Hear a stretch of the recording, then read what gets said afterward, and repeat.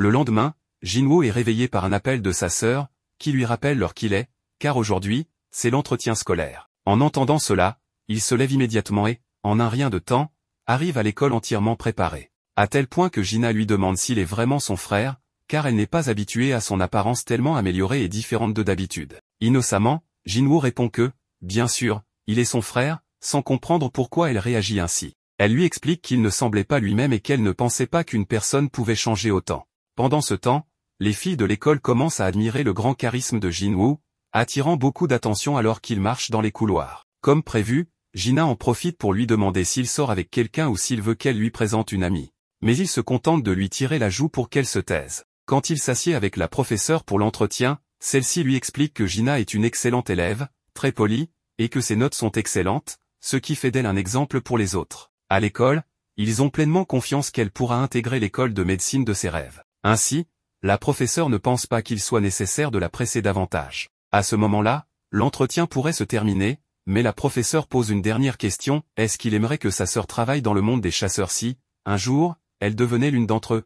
Cette question le prend par surprise, mais sans hésiter, il répond que non. La professeure lui demande pourquoi, et il lui demande une faveur, s'excusant de paraître égoïste. Plus tard, Jinwoo rencontre Han-sung, qui se souvient de lui comme du chasseur de rang qui s'occupait des portails. Jinwoo montre une photo où elle pose avec sa sœur, ce qui lui fait comprendre qu'il est le frère de Jina. Comprenant mieux ses intentions, Han-sung affirme qu'indépendamment de ce qu'il a entendu de la professeure, il n'ira pas à l'école et encore moins abandonnera son rôle de chasseur. Face à cette position, Jinwoo lui rappelle qu'en tant que chasseur de rang E, elle ne pourra pas mener une vie décente. Sa seule option serait de rejoindre une équipe d'attaque, mais son cas est particulier. Han-sung clarifie qu'il n'est pas là pour des cérémonies inutiles et coupe court à la conversation en mentionnant que Jinwoo lui-même est aussi un rang E.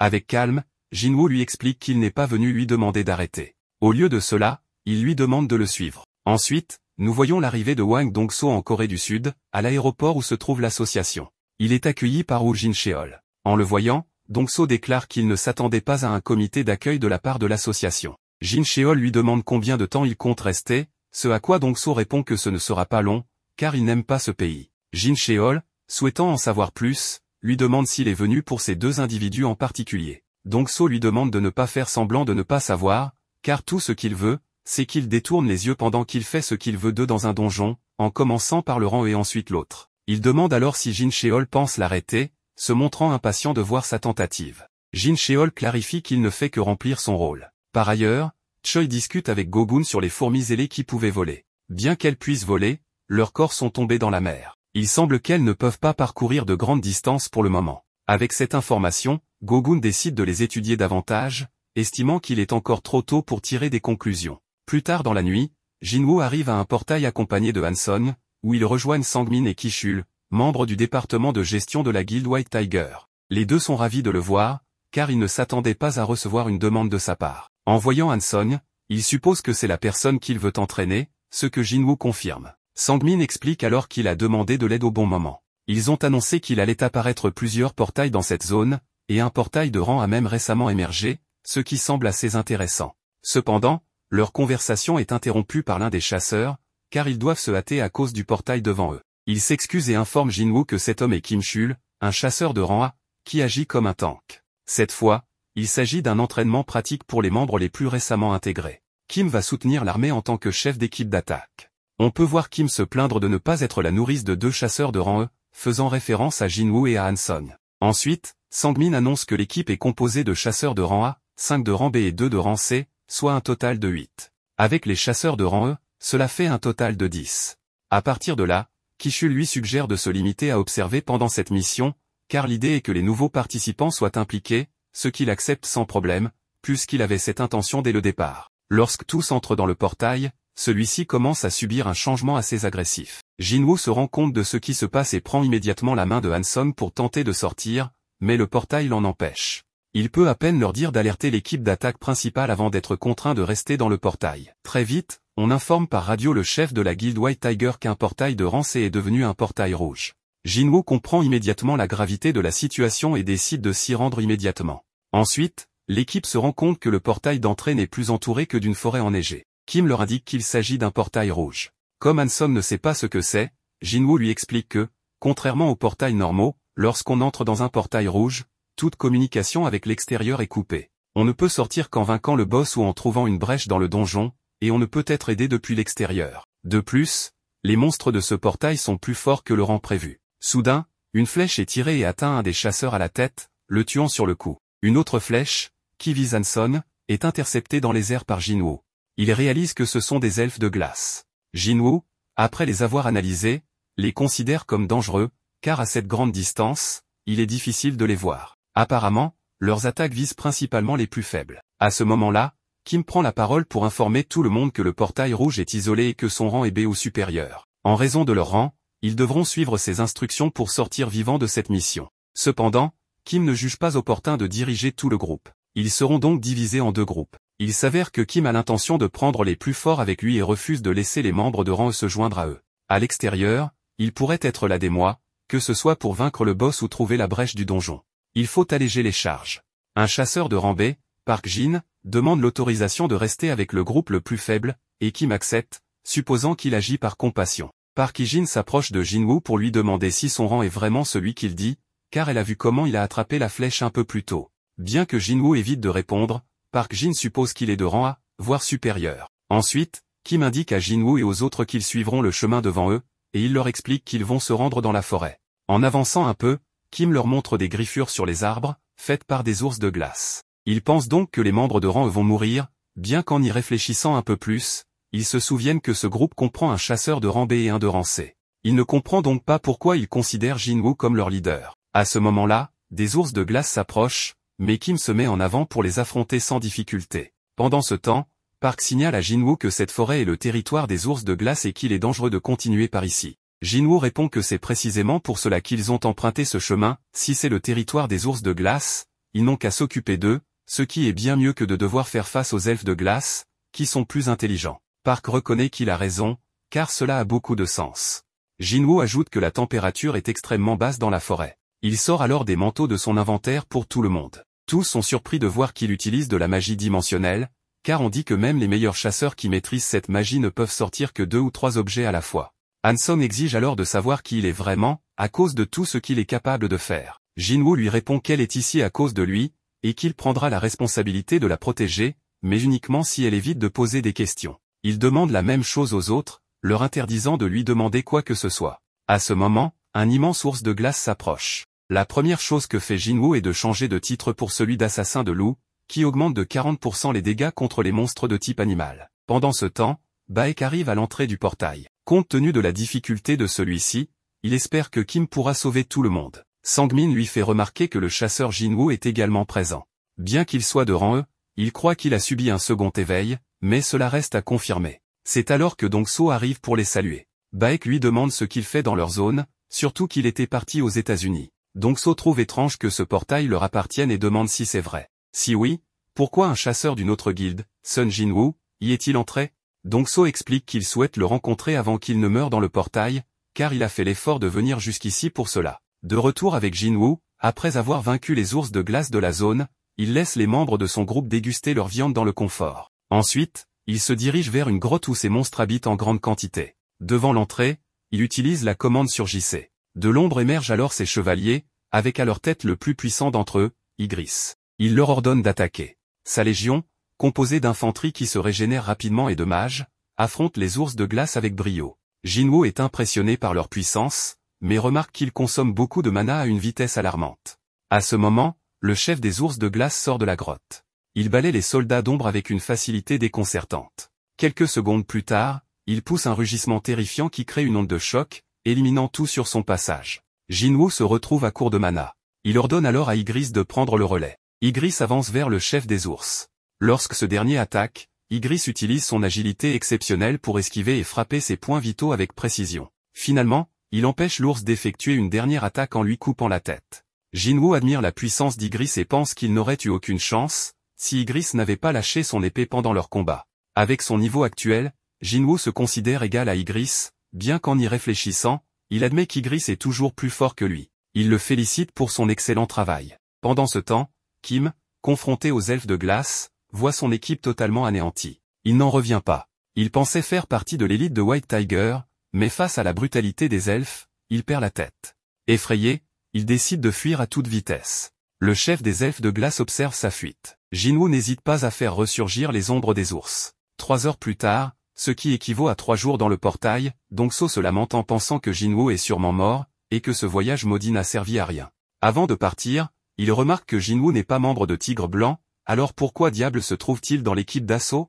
Ki-chul, un peu nerveux, il explique qu'il est son ami et qu'il était intéressé par une mission de Rancé, raison pour laquelle il l'a autorisé à y participer. Dongso, furieux, l'attrape par le col et lui demande s'il pensait vraiment qu'il croirait un tel mensonge. Il sait très bien qu'il adore les nouveautés, alors il exige de savoir ce qu'il manigance. Mais Baek intervient, attrapant le bras de Dongso, et lui ordonne de le lâcher.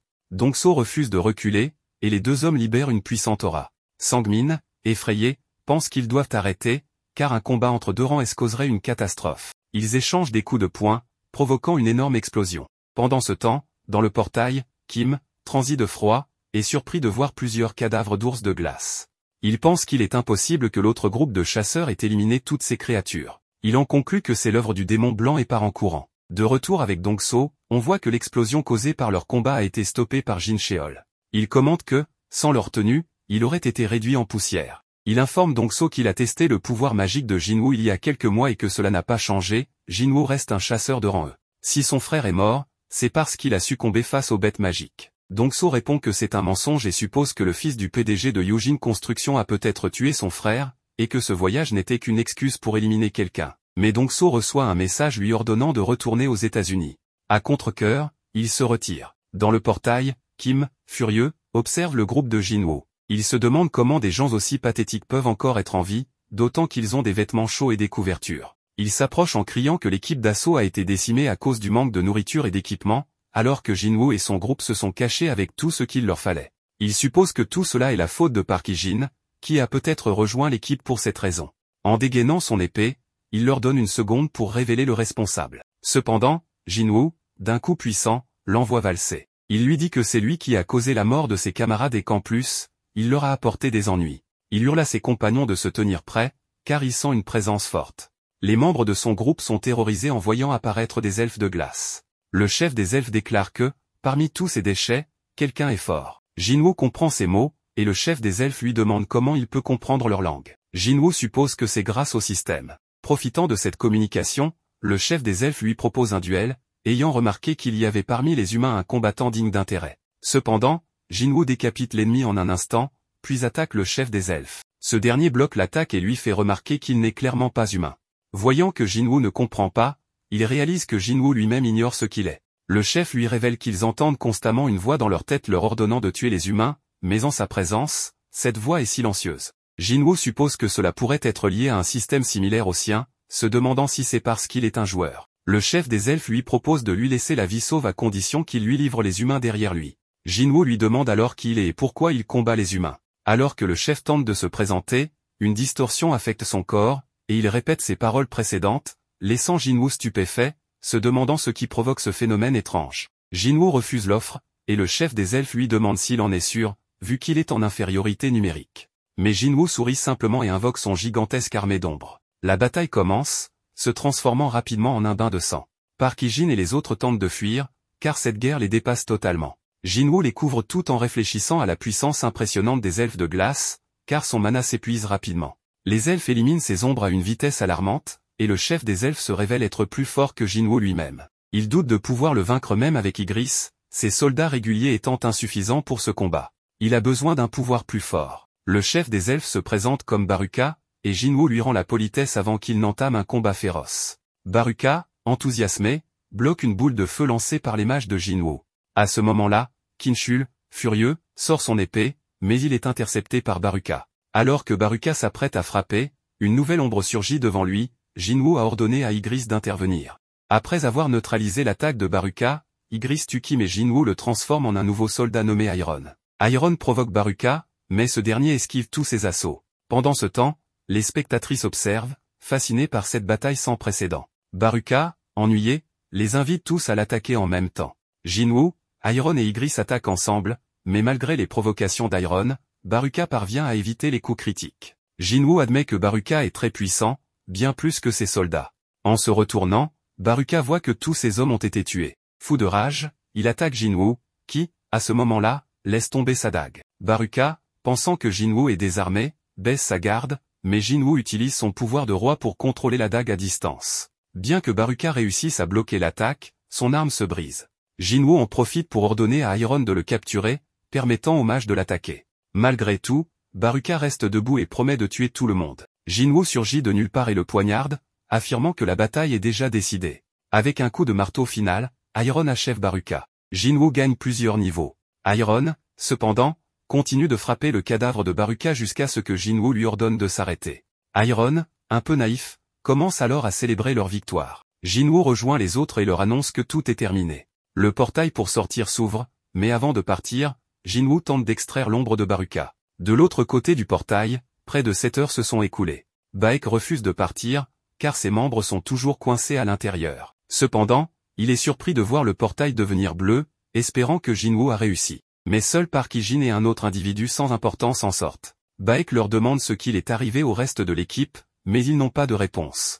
Ensuite, seuls Jinwoo et une femme sortent du portail, qui disparaît derrière eux. Baek, choqué, demande ce qu'il est arrivé à Kim et ne peut croire que seul des chasseurs de Baran aient survécu. Il se demande ce qui a bien pu se passer à l'intérieur. Jinwoo décide de partir, mais Baek le retient et lui demande de parler avec lui. Jinwoo, visiblement fatigué, répond qu'il peut poser ses questions directement au guild. Baek insiste, cette fois sur un ton plus autoritaire, rappelant que 6 membres de son équipe ont disparu. Jinwoo, calme et froid, rétorque qu'il a sauvé 2 de ses membres et que, en tant que responsable, Baek devrait d'abord le remercier.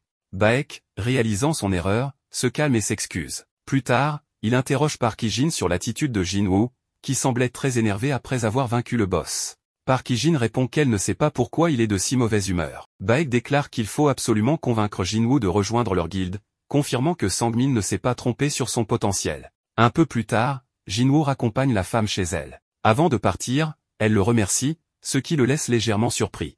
En rentrant chez lui, il regarde la dague de Baruka et se remémore les 3 échecs qu'il a eus en tentant d'extraire l'ombre de Baruka. Frustré, il se plaint d'avoir travaillé toute la journée sans rien obtenir. Il se console en se souvenant qu'il a tout de même gagné Iron. Le lendemain matin, Jinwoo arrive chez Jinwoo, qui lui annonce qu'avant de se rendre à un portail, ils doivent aller chercher quelqu'un. En arrivant, il récupère une jeune fille qui salue Jinwoo chaleureusement, ce qui pousse Jinwoo à penser qu'ils ont passé la nuit ensemble. Jinwoo, confus et gêné, fait remarquer qu'elle est mineure. Jinwoo lui demande quel est le problème, mais Jinwoo préfère éviter d'insister et décide de ne plus poser de questions. Ils continuent alors leur chemin. Dans le donjon, on voit Jinwoo stupéfait devant la facilité avec laquelle Jinwoo élimine tous les monstres. Jinwoo lui demande ce que sont ces créatures, et Jinwoo, se rappelant qu'il n'a jamais montré cette capacité, lui explique qu'il s'agit de l'une de ses nombreuses compétences. Une fois les monstres éliminés, Jinwoo ordonne aux ombres de récolter les minerais, ce qui fait sentir Jinwoo inutile. Il lui demande au moins de lui laisser collecter les gemmes magiques. Pauvre Jinwoo. Pendant ce temps, un mystérieux guerrier aux cheveux longs parle à des étrangers en leur expliquant de son mieux qu'il est humain et qu'il souhaite retourner chez lui, en Corée. De leur côté, Jinwoo et Jinwoo célèbrent après avoir accompli 19 missions.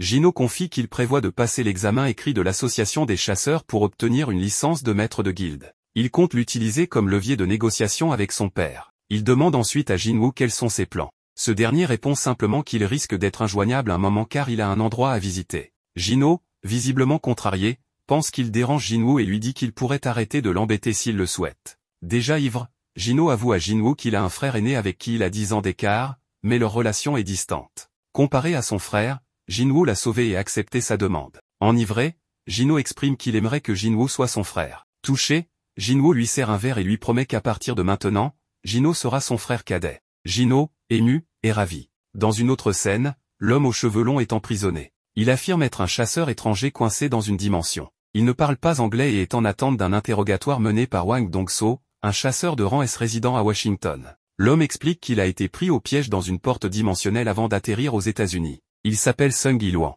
De son côté, Jinwoo informe sa sœur qu'il part pour une semaine. Il se retrouve ensuite dans l'outre-monde, devant la porte laissée après sa victoire contre Cerbère. Une mission s'affiche immédiatement, l'informant que le château des démons est infesté et qu'il doit récolter 10 000 âmes démoniaques. Déterminé, Jinwoo prépare son élixir de vie, invoque sa nouvelle dague, et part affronter les démons. Pendant ce temps, Jinwoo négocie avec son père et exprime son désaccord sur le plan de son frère aîné d'intégrer un étranger comme chef de guilde. Son père souligne que Jinwoo est mystérieux, ayant survécu à des événements périlleux comme le double donjon, la mort du superviseur de l'association, le décès du frère de Wang Dong-suk, et le portail rouge. Il a participé à toutes les incursions, en sortant indemne. Jin-Woo déclare qu'il ne se soucie pas des moyens utilisés par Jin-Woo et souhaite seulement devenir maître de guilde. Son père accepte mais pose une condition, convaincre Jin-Woo de rejoindre leur guilde avant qu'il ne soit recruté par Tigre Blanc. De retour dans l'Outre-Monde, Jin-Woo a vaincu de nombreux démons, mais il est frustré de ne pas pouvoir extraire leurs ombres. Il reçoit une autorisation pour accéder au niveau supérieur via un portail dédié.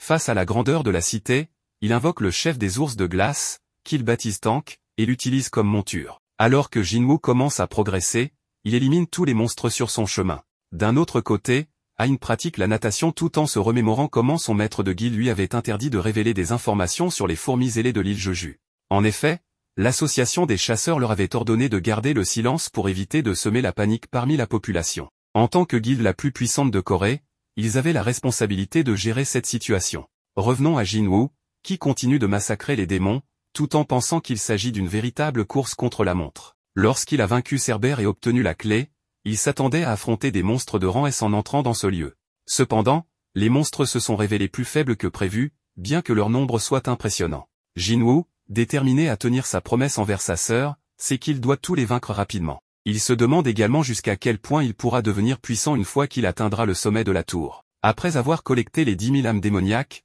il est temps pour lui de faire face au seigneur des étages inférieurs, Vulcano l'Avaricieux. En voyant le nom de ce dernier apparaître en rouge, Jin-Woo devine qu'il s'agit d'un adversaire redoutable. Dans une autre scène, Sang-min et sa collègue cherchent Jin-Woo, mais évidemment, ils ne le trouvent nulle part. Pendant ce temps, Jin-Woo se prépare à affronter un puissant monstre. Il ordonne à ses soldats d'éliminer tous les autres monstres sans toucher au chef. Une bataille féroce éclate, et Jin-Woo réfléchit à l'impact de sa montée en intelligence, le nombre de ses soldats et sa puissance magique ont considérablement augmenté. Il se demande combien de temps Vulcano restera inactif. Soudain, le monstre disparaît et lance une attaque puissante contre Ygritte et les autres. Jin-Woo riposte rapidement, mais Vulcano se relève comme si de rien n'était et contre-attaque violemment. Jin-Woo ordonne à Acier de lui remettre son bouclier et se défend des assauts. Il est surpris par l'agilité de Vulcano malgré sa taille imposante. Jin-Woo attend le moment parfait pour riposter, mais Vulcano réagit rapidement. Alors que le monstre s'apprête à porter un coup dévastateur, Jin-Woo utilise sa compétence de la main du souverain, récemment améliorée, pour dévier l'attaque. Il est choqué de constater que le monstre semble capable de lire ses mouvements. S'éloignant de Vulcano, Jin-Woo cherche un moyen de restreindre ses mouvements. Il grimpe sur un bâtiment et lui tombe dessus en piqué, parvenant à le vaincre. En récompense, il obtient un fragment de l'arbre-monde. Pendant ce temps, Hwang Dong-so rencontre Sung Il-hwan. Il trouve incroyable qu'une bête magique puisse parler. Tout le monde pense que Sung Il-hwan est une bête magique déguisée en humain. Ce dernier insiste qu'il n'en est pas une, mais Hwang Dong-so l'interrompt en lui ordonnant de se taire, car il est celui qui pose les questions. Agacé par cette tâche qu'on lui a imposée, Hwang Dong-so écoute Sung Il-hwan, qui lui demande combien l'humanité sait réellement sur les portes dimensionnelles et les bêtes magiques. Il révèle alors que les donjons, les bêtes magiques et les portes dimensionnelles ne sont que des prémonitions. Car la pire de toutes les forces catastrophiques s'est enfin éveillée, et son objectif est d'empêcher un désastre de se produire. Hwang Dong-so ordonne à Il-hwan d'arrêter de dire des bêtises, car désormais, le monde regorge de chasseurs. Cependant, Il-hwan lui répond que même en réunissant tous les chasseurs du monde, il serait impuissant face à une force aussi gigantesque que celle qui approche. Il ajoute qu'il semble que Hwang Dong-so possède lui-même une certaine force. Exaspéré par cette bête magique bavarde, Hwang Dong-so consulte ses informations et remarque qu'il a une épouse et 2 enfants. En souriant au nom des enfants, il demande à Il-hwan s'il se souvient encore du prénom de son fils. Celui-ci répond que son fils s'appelle Jin-Woo, mais, sérieux, lui demande pourquoi il dégage une aura meurtrière. Hwang Dong-so réplique qu'il n'a pas à lui dire quoi que ce soit, mais finit par révéler que son fils est déjà mort. Il ajoute que s'il a un dernier message à lui transmettre, il ferait mieux de lui dire directement en enfer. Pendant ce temps, Jin-Woo continue de progresser, battant chef démon après chef démon, et augmentant son niveau au passage.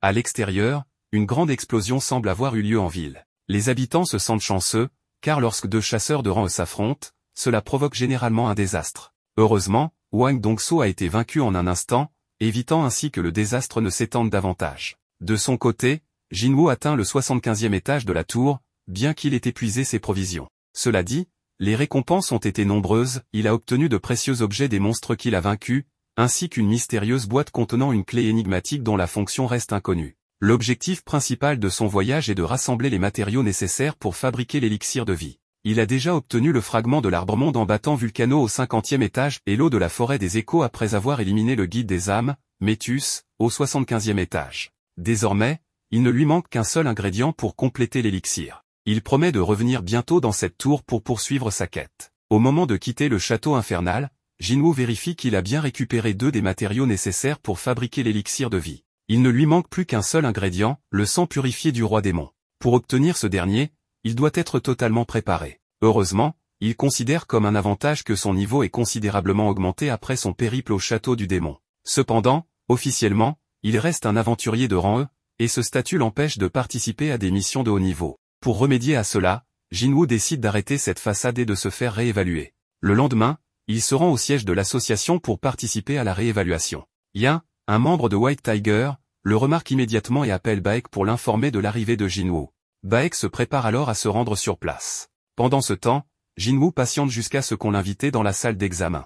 L'examinatrice lui demande de poser ses mains sur un cristal noir, mais au moment de recueillir les données, le système affiche une erreur. Le directeur arrive rapidement pour examiner la situation. Après avoir refait le test lui-même, il découvre que le problème ne vient pas de la machine, le pouvoir magique de Jinwoo dépasse les limites du dispositif. Cela signifie qu'un chasseur de rang S vient d'apparaître dans le pays, le 10e à ce jour. À l'extérieur du bâtiment, Choi demande à Jinchul des nouvelles de l'enquête sur les fourmis volantes. Jinchul explique qu'une autopsie a été réalisée et qu'il compare les structures internes et le pouvoir magique résiduel avec des espèces antérieures pour estimer leur capacité. Cette analyse prendra un certain temps.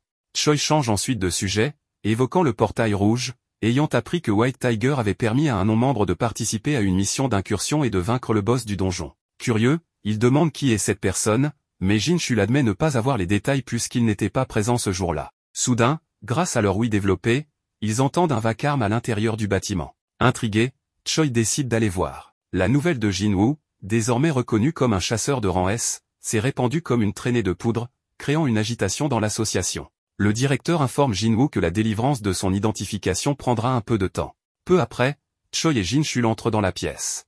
Tous reconnaissent immédiatement Choi comme le chef de la guilde des chasseurs. Jinwoo, conscient du statut de Choi, reste impassible. Bien que Choi se montre cordial, Jinwoo le dépasse, déclarant qu'il est pressé et doit partir. Choi est surpris par cette attitude mais ne s'en formalise pas. Après le départ soudain de Jinwoo, Jinchul suggère qu'il pourrait être un type assassin. Baek arrive à son tour et comprend immédiatement que Choi a découvert l'importance de Jinwoo. Plus tard, dans la nuit, Jinwoo rend visite à sa mère à l'hôpital. En sortant, Jinchul l'intercepte par surprise. Il avoue que Jinwoo lui a ouvert les yeux, car il n'avait jamais réalisé son potentiel. Jinchul précise que la division de surveillance, dont il fait partie, est chargée de surveiller les chasseurs et de punir ceux qui enfreignent la loi. Cependant, il assure à Jinwoo qu'il n'est pas traité comme un criminel. Il explique aussi que les rangs S ne sont pas soumis aux mêmes règles, car ils sont bien au-dessus du contrôle habituel. C'est alors que le président de l'association des chasseurs, Goguni, fait son apparition. Après s'être présenté, il invite Jinwoo à discuter en privé. Goguni lui explique que la réévaluation est inutile, car son rang S est déjà confirmé. Jinwoo n'a désormais plus à se soucier de cette formalité. Afin de rendre la promotion officielle et de révéler le statut de Jinwoo comme chasseur de rang S, l'association des chasseurs impose une période de grâce. Ce laps de temps leur permet de rencontrer d'abord des talents aussi exceptionnels que lui. Bien que l'association soit immense, le nombre de grands chasseurs est limité, car la plupart préfèrent rejoindre des guildes, attirés par le prestige et l'argent qu'elles offrent. Lors d'une rencontre avec Jinwoo, le président de l'association, Goguni, lui propose un poste prestigieux, l'un des plus élevés au sein de l'organisation. Surpris, Jinwoo lui demande pourquoi une telle offre lui est faite. Goguni explique que ce n'est plus le gouvernement qui soutient réellement le pays, mais les chasseurs, répartis dans les 5 principales guildes du pays. Ces dernières, qu'il surnomme les 5 dragons, maintiennent un équilibre fragile. Cependant, si Jinwoo décidait de rejoindre l'une d'elles, cet équilibre serait brisé. Pour prévenir ce scénario, Goguni veut que l'association devienne une 6e puissance, capable de contrôler les autres. Il affirme que Jinwoo a le potentiel de rendre cela possible. Jinwoo réfléchit longuement à cette proposition, qu'il juge avantageuse, car elle pourrait lui garantir des opportunités futures. Il reconnaît également l'influence considérable de Goguni, qui n'est pas seulement un ancien chasseur de rang S, mais aussi un homme doté d'un immense pouvoir magique et d'un physique impressionnant pour ses 80 ans. Même après tant de niveaux gagnés, Jinwoo voit Goguni comme un égal. Cependant, Jinwoo finit par refuser cette offre. Sa raison, il veut continuer à combattre des monstres dans les donjons. Il estime que sa véritable place est sur le terrain.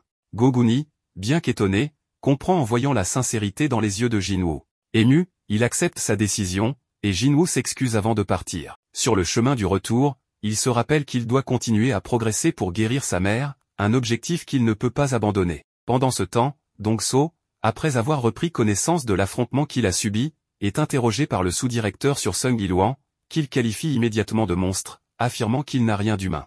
Le sous-directeur lui conseille de se reposer et de se rendre à l'administration une fois remis, mais il doute que quiconque puisse attraper Sung Yiluan, qu'il a vaincu si facilement. Seul, Dong So laisse éclater sa rage en se remémorant la menace de Sung Yiluan, lui ordonnant de ne plus jamais s'approcher de sa famille. Furieux de cette humiliation, il planifie sa revanche en se procurant un artefact capable de le battre. De son côté, Jinwoo réfléchit lui aussi aux artefacts. Ces reliques artificielles sont des équipements haut de gamme, fabriqués par les meilleurs artisans et prisés par les chasseurs. Cependant, il se plaint de leurs coûts exorbitants, notamment sur les sites d'enchères en ligne. Cherchant à s'équiper pour le château du roi démon, il envisage de vendre la sphère de l'avarice, un artefact qui double les dégâts magiques, pour obtenir des fonds. Mais étant un chasseur de rang E, il craint que cela attire des soupçons quant à son origine. Dans sa recherche d'un financement, il tombe sur une annonce cherchant des travailleurs pour exploiter des portails de haut niveau. Pendant ce temps, Goguni, qui examine en détail le dossier de Jinwoo, s'étonne de l'apparence juvénile sur sa photo d'identification.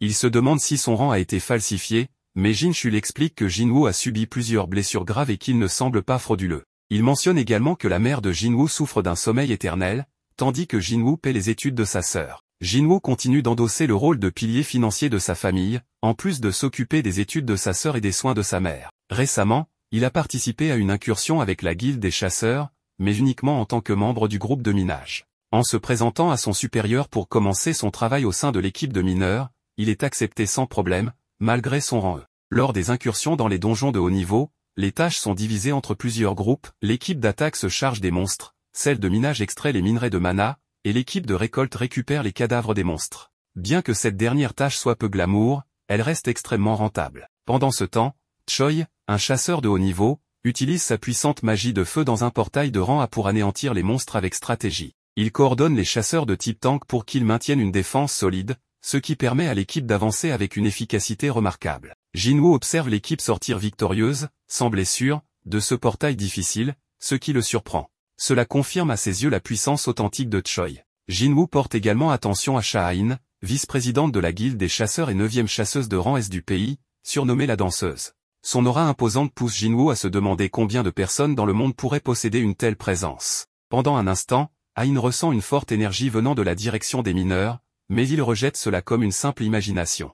En rejoignant le groupe de minage, Jinwoo entre dans un portail de rang A et confirme ses particularités impressionnantes. Bien qu'il soit traité avec mépris en raison de son faible rang, un autre mineur change rapidement d'attitude après avoir croisé le regard perçant de Jinwoo. Lors des travaux, Jinwoo démontre une force et une endurance impressionnantes en extrayant les minerais, ce qui convainc son supérieur de lui permettre de travailler pendant la pause. Profitant de l'absence d'observateurs, Jinwoo utilise ce moment pour s'aventurer seul jusqu'à l'entrée où se trouve le chef du portail. Une fois sur place, il sort sa dague pour l'affronter, mais Ain apparaît subitement derrière lui demandant ce qu'il fait là. Jinwoo répond innocemment qu'il s'est perdu, et Ain lui fait savoir qu'il se trouve dans la salle du chef, lui demandant donc de bien vouloir reculer. Jinwoo pense qu'au départ, il l'a sous-estimé, mais en réalité, Ain fait honneur à sa réputation, car il ne l'a même pas perçue jusqu'à ce qu'elle lui parle. Il range alors discrètement sa dague sans qu'elle ne s'en rende compte, ce qui l'a fait douter. De son côté, Jinwoo s'excuse. Ain lui demande de partir, car s'il cause des problèmes, il pourrait provoquer l'extermination de l'équipe minière. N'ayant pas d'autre choix, Jinwoo s'excuse à nouveau. Cependant, alors qu'il passe à côté d'elle, Ain est surprise et lui demande d'attendre. En s'approchant, elle commence à le renifler, ce qui le met mal à l'aise. Elle est stupéfaite de constater qu'il ne sent pas mauvais et lui demande s'il est vraiment un chasseur. Jinwoo le confirme en lui montrant sa carte d'identification. Elle lui recommande alors d'être très prudent sur le chemin du retour. Tout en s'éloignant, Ain se demande pourquoi il ne dégage pas une mauvaise odeur. Au contraire, son odeur est plutôt agréable comparée à celle des autres chasseurs. De son côté, Jinwoo rejoint les mineurs, qui le félicitent d'avoir rencontré Ain. Il lui révèle qu'elle sacrifie ses heures de repos pour patrouiller la zone et les protéger du chef. Au cours de la conversation, Jinwoo apprend que Ain est gênée par l'odeur des autres chasseurs à cause de sa constitution unique, raison pour laquelle elle couvre toujours son nez avec un foulard. Jinwoo se demande alors si c'est parce qu'il est un joueur. Il se souvient avoir vécu une situation similaire à la Porte Rouge avec le chef des elfes de glace. À la fin de sa journée, il reçoit son paiement.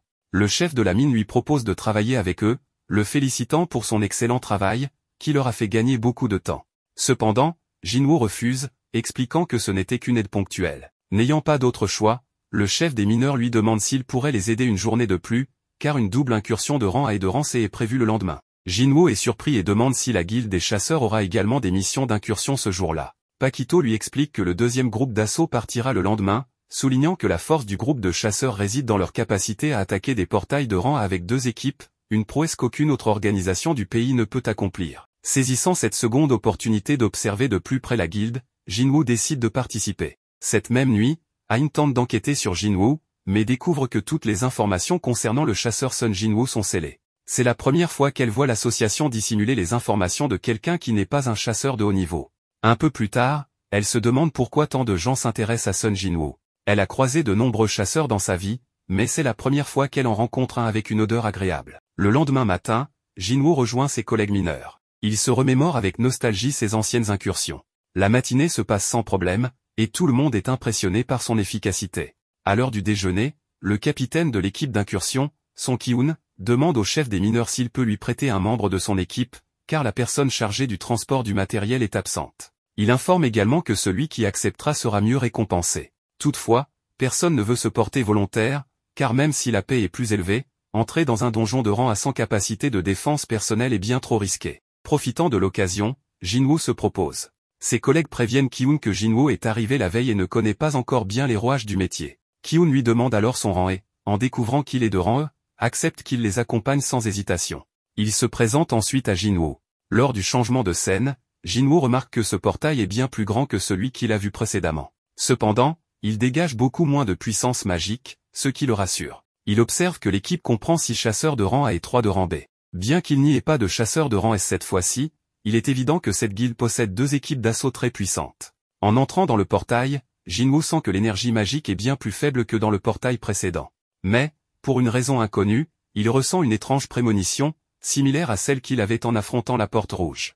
L'un des membres de l'équipe lui dit de ne pas être nerveux, car tant qu'il reste avec eux, il ne sera pas attaqué par des créatures magiques. Ki-hoon pense qu'en réussissant cette mission, il pourra officiellement être nommé capitaine de l'équipe. Même s'il n'est pas aussi fort que le capitaine ou le vice-capitaine de la guilde, il reste un chasseur de rang A. Soudain, il ressent un danger imminent. Toute l'équipe réagit instantanément, se préparant au combat en un éclair. Jinwoo est stupéfait de voir qu'ils se sont organisés sans recevoir d'ordre précis. L'équipe est rapidement attaquée par une meute de chacals. Cependant, grâce à une coordination impeccable, il les élimine très facilement. Il trouve néanmoins étrange que des créatures magiques de rang C apparaissent dans un portail de rang A. En examinant les cadavres, il découvre que les chacals portent des colliers. Peu de temps après, un immense groupe d'orques supérieurs fait son apparition devant l'équipe d'assaut. Immédiatement, les orques commencent leur attaque. Ki-hoon parvient à la bloquer, mais il est surpris par leur immense pouvoir. Le tank de l'équipe utilise la provocation, mais cela n'a aucun effet, et les orques se dirigent directement vers la ligne arrière. Les chasseurs arrivent à les contenir, mais les orques supérieurs se révèlent être véritablement supérieurs, capables de rivaliser, voire de surpasser les chasseurs de rang A. Les jeunes chasseurs essaient de les repousser, mais malheureusement, les chasseurs de rang B ne sont pas à la hauteur et l'un d'eux perd un bras. Heureusement, la guérisseuse de l'équipe parvient à le régénérer. Cependant, l'équipe commence à être submergée par les orques supérieurs, et lorsque l'un d'eux est sur le point d'éliminer la guérisseuse, Jinwoo utilise son équipement et ses capacités de furtivité pour se débarrasser de l'orque, commençant ainsi à aider les autres chasseurs. Cela permet à l'équipe de reprendre l'avantage. Les chasseurs se demandent ce qui se passe, car soudainement, les orques supérieurs deviennent plus faibles. Jinwoo, bien qu'étant un étranger et ne souhaitant pas se mettre en avant, n'aime pas voir les gens mourir. Il continue donc à affaiblir discrètement les orques supérieurs. L'équipe d'assaut commence alors à massacrer les orques et se sent à nouveau en confiance. Une fois les orques éliminés, ils se réjouissent de voir que tout le monde est encore en vie, ce qui semble être un miracle. L'une des mages de l'équipe se rend compte qu'ils ont survécu grâce à l'aide de Jinwoo, car elle a pu percevoir sa capacité de furtivité. Cependant, elle décide de garder cela pour elle, pensant qu'il a ses raisons. L'un des membres demande à Ki-hoon s'ils doivent continuer, car l'endroit est trop dangereux et ils auraient besoin de plus de guérisseurs et de mages. Une des leur dit à Ki-hoon qu'elle comprend bien ce que c'est que d'être un capitaine pour la première fois, mais le mieux serait de se retirer. Mais Jinwoo pense comprendre ce qu'il ressent, et pourquoi il ne veut pas abandonner. Tout le monde veut conquérir le donjon, mais un leader sage sait quand se retirer. Ki-hoon annonce qu'il est temps de battre en retraite, bien qu'il veuille terminer le donjon, il n'est pas assez stupide pour les conduire à la mort. Cependant, en arrivant près du portail, il découvre qu'il est entouré d'une barrière qui les empêche de sortir. La mage précédemment mentionnée leur explique qu'avec du temps, elle pourrait peut-être la dissiper, mais la présence d'une entité capable de manipuler une telle magie dans ce donjon est inquiétante. La meilleure décision semble donc être de se retirer. Cependant, à ce moment-là, il ressent une vague de pouvoir magique. Désespéré, il se précipite pour tenter de briser la barrière. Jinwoo se demande pourquoi une fluctuation magique aussi puissante n'a pas été ressentie à l'extérieur du portail. Soudain, les mages qui tentaient de dissiper la barrière sont affectés par une malédiction. Il demande à la guérisseuse de les soigner rapidement, mais au moment où ils se retournent, ils sont stupéfaits de voir une grande quantité d'orques supérieurs. Ki-hoon s'approche et le leader des orques se tient devant lui, commençant à parler dans leur langue. Il se présente comme un grand sorcier de la glorieuse tribu orque et révèle qu'il a bloqué l'entrée, attendant de les voir. Ki-hoon comprend que le chef du donjon parle à travers un soldat et lui ordonne de choisir entre mourir aux mains de ses soldats ou aller le rencontrer dans son trône. Sans autre option, Ki-hoon accepte de les suivre, mais avertit Jinwoo qu'une fois dans la salle du chef, ils seront attaqués immédiatement, ce qui lui donnera l'opportunité de fuir et d'informer les autres de ce qui se passe à l'intérieur. L'un des mages demande à Jinwoo de transmettre un dernier message à leur famille, lui demandant de sortir et de survivre. Jinwoo se souvient d'un moment où il était coincé dans un donjon à double niveau. À l'extérieur, le chef des mineurs aperçoit Ain et lui demande ce qu'elle fait là pendant son jour de congé. Elle lui répond qu'elle voulait poser des questions sur le chasseur Sun Jinwoo. Le chef lui explique qu'il est entré pour porter le matériel de l'équipe. À l'intérieur du donjon, les membres de l'équipe arrivent dans la salle principale où ils sont accueillis par une quantité écrasante d'orques supérieurs. Le chef des orques leur souhaite alors un bienvenue dans son royaume. Ain se demande pourquoi un chasseur de rang E s'est porté volontaire pour être porteur dans un donjon de rang A.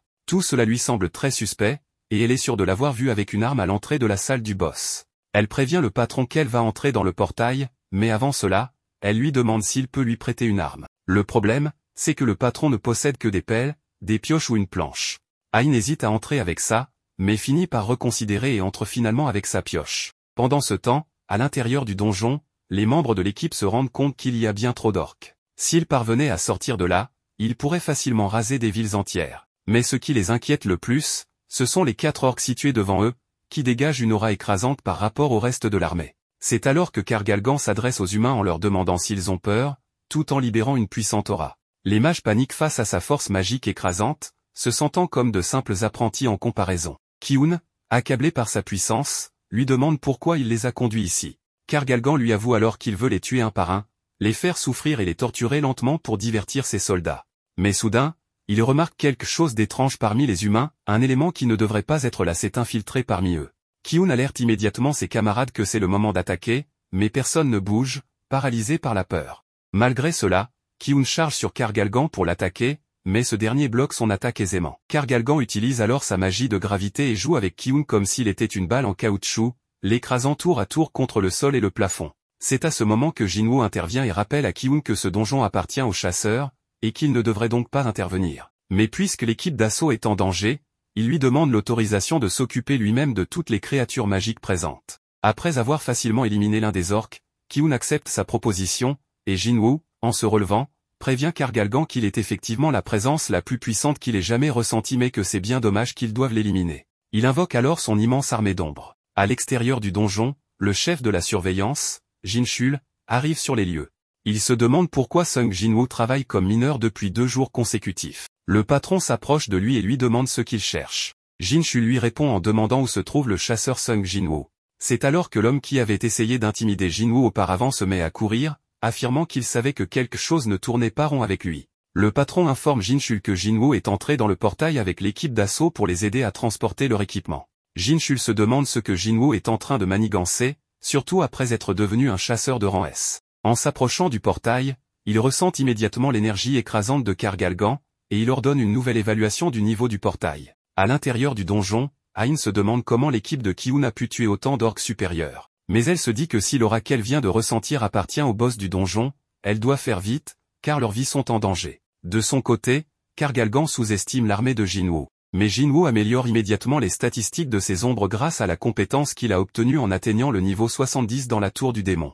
Grâce à cette puissance renouvelée, Ygritte tranche d'un seul coup une multitude d'orques, tandis qu'Acier en élimine également un grand nombre. Jinwoo, quant à lui, se ferait un chemin à travers la horde d'orques avec une facilité déconcertante, laissant l'équipe d'assaut sans voix. Ils sont stupéfaits de voir qu'il se déplace aussi bien que le vice-maître de leur guilde, et se demandent pourquoi quelqu'un d'aussi puissant travaillerait comme un simple porteur. Jinwoo évalue ses forces, son infanterie est à peu près équivalente aux chasseurs de rang B.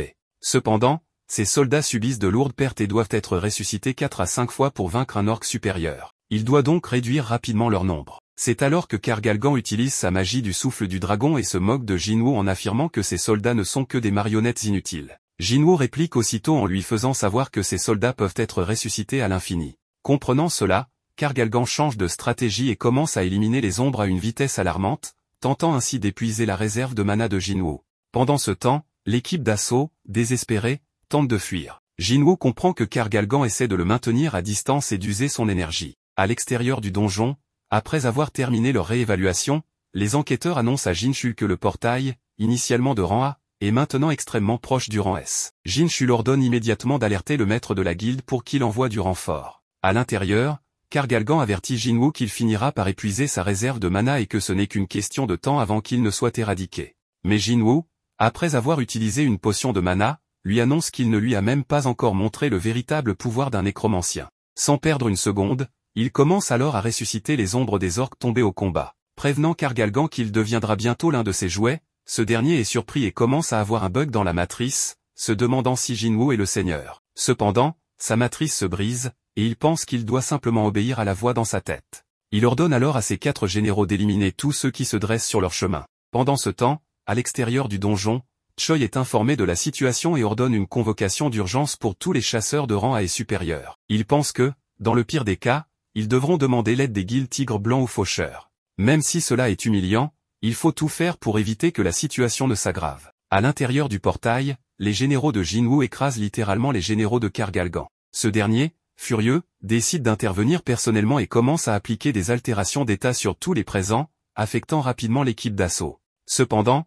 Jinwoo est totalement immunisé grâce à sa compétence passive qui élimine toutes les altérations d'état. Il invoque ensuite ses mages et utilise un orbe magique pour amplifier son pouvoir, réussissant à briser la défense de Kar-Galgan. C'est à ce moment-là que Hein entre dans la grande salle et demande des explications à l'équipe d'assaut. Cependant, eux-mêmes ne sont pas sûrs de ce qui se passe réellement. Kar-Galgan, aveuglé par la rage, se transforme en géant et attaque avec toute sa puissance, éliminant à la fois les soldats de Jinwoo et ses propres orques. Mais en devenant plus grand, il devient aussi une cible plus facile. Après tout, comment un mage sans garde pourrait-il résister aux assauts d'un chasseur spécialisé en assassinat?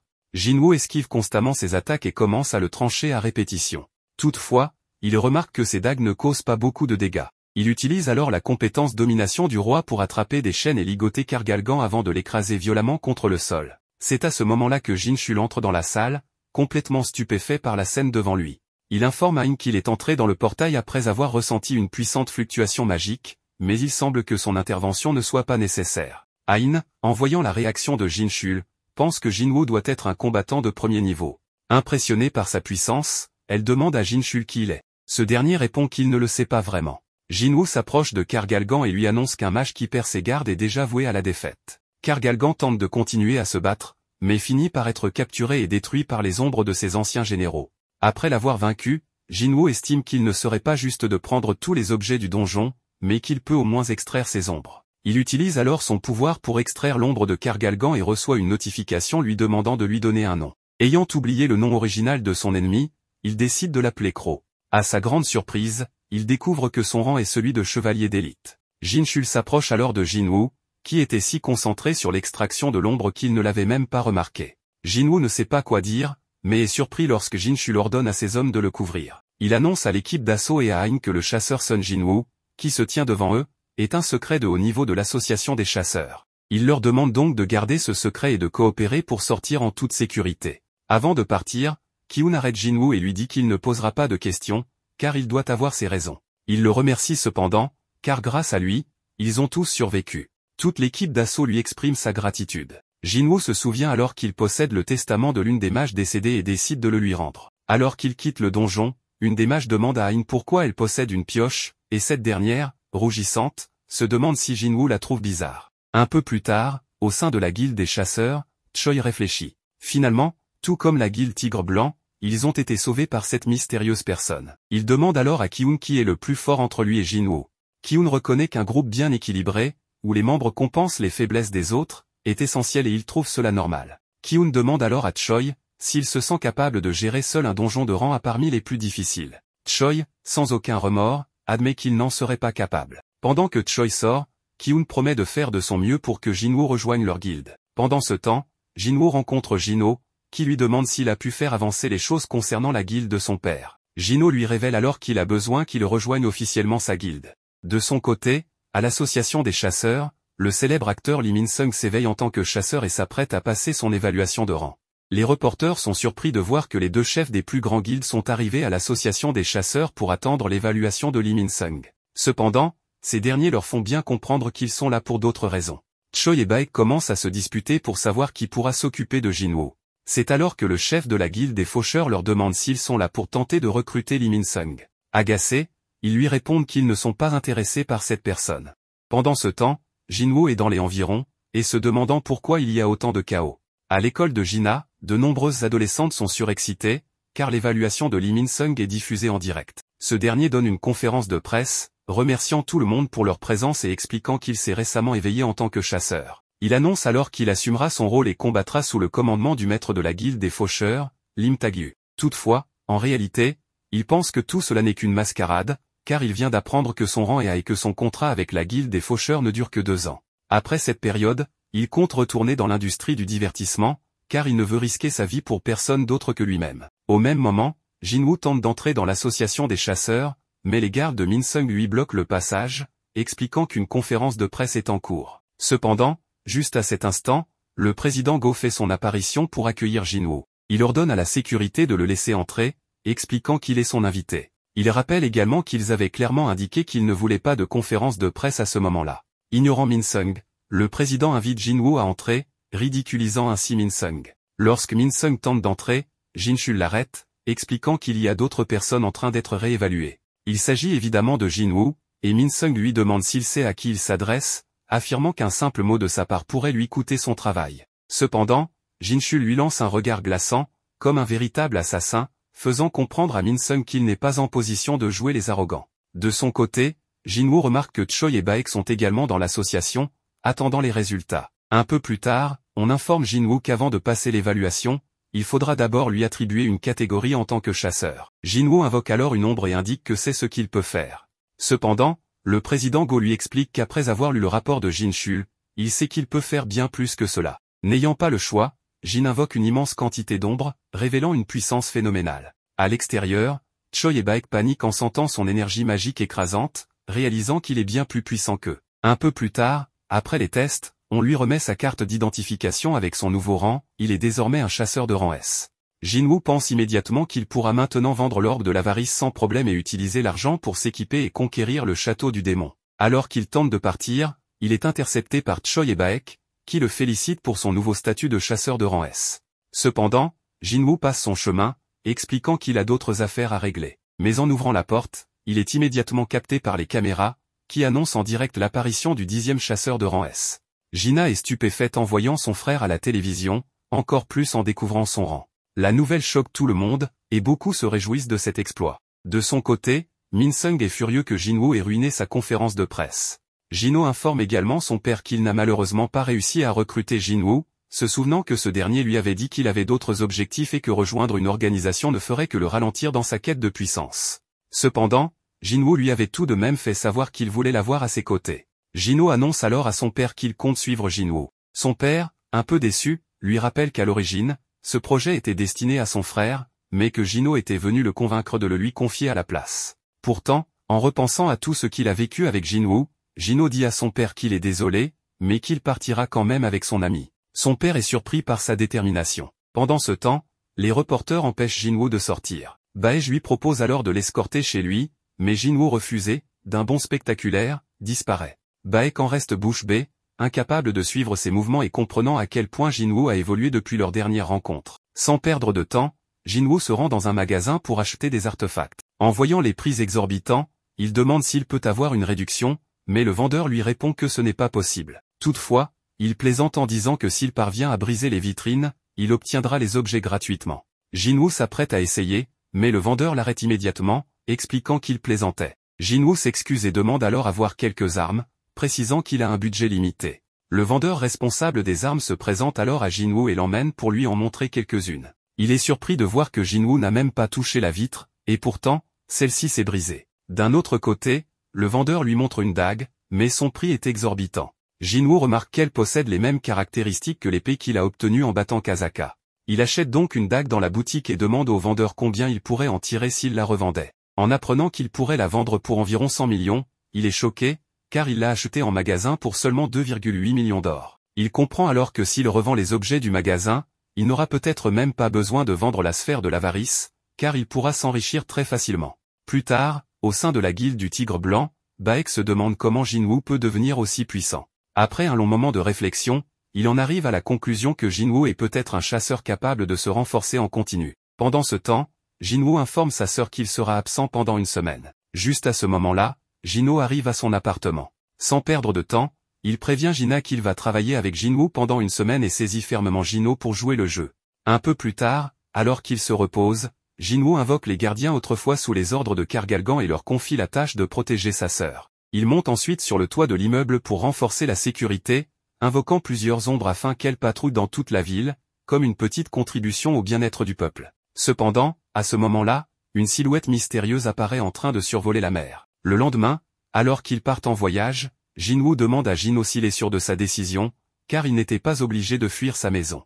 Jino lui répond que c'est son choix et, en retour, lui demande quel type de travail il effectue à la Tour des Uns. Jinwoo lui explique qu'il s'agit d'un entraînement, puis, après avoir pris congé, il entre dans la tour démoniaque. Il équipe ses nouveaux accessoires et se prépare pour l'opération de conquête de la tour démoniaque. C'est alors qu'une notification apparaît, lui indiquant qu'il doit collecter l'âme du monarque démoniaque Baran. En récompense, il obtiendra la pierre unique d'échange d'ombre. Enthousiasmé, il ne perd pas de temps et se met en action. Pendant ce temps, la mère de Jino confie à son mari qu'elle ne s'attendait jamais à ce que leur fils quitte la maison. Alors que ce dernier s'apprête à répondre, il s'effondre soudainement. Dans la tour démoniaque, Jinwoo invoque Crow et lui remet la sphère de l'avarice, qui amplifie son pouvoir magique. En testant sa puissance sur un démon géant, il est impressionné par l'immensité de son pouvoir. À l'hôpital, le père de Jino apprend que son fils est venu lui rendre visite après son malaise. Il se remémore comment le médecin l'a diagnostiqué avec le sommeil éternel, une maladie qui touche les personnes ayant une faible résistance au pouvoir magique. Il comprend alors que si l'un de ses proches est un chasseur, il pourrait avoir été affecté par ce pouvoir. Cependant, cette information a été cachée à Jino, car s'il l'apprenait, il se sentirait coupable de la maladie de son père. Dans ce monde imprégné de magie, une personne sans résistance est vouée à disparaître. Pendant ce temps, ailleurs, des chasseurs patrouillent dans la zone lorsqu'ils tombent soudainement sur une créature humanoïde ressemblant à une fourmi. De retour dans la tour démoniaque, Jinwoo continue de monter en niveau à une vitesse folle. Il a divisé ses ombres en 6 équipes pour qu'elles agissent séparément et maximise ainsi le nombre de morts afin d'acquérir plus d'expérience. Cependant, il commence à perdre une quantité importante de mana lorsqu'un démon anéantit l'équipe des orques. Il décide alors d'enquêter. Après un moment d'observation, il comprend que le démon auquel il est confronté possède une intelligence suffisante pour évaluer la force de ses adversaires. Il en conclut que la prochaine équipe ciblée sera celle des tanks. Comme prévu, un groupe de démons élimine l'équipe des tanks, mais Jinwoo surgit de sa cachette et anéantit rapidement le groupe d'ennemis. Il dit alors qu'il s'est toujours demandé si les bêtes magiques pouvaient ressentir la peur, mais il vient enfin de trouver sa réponse.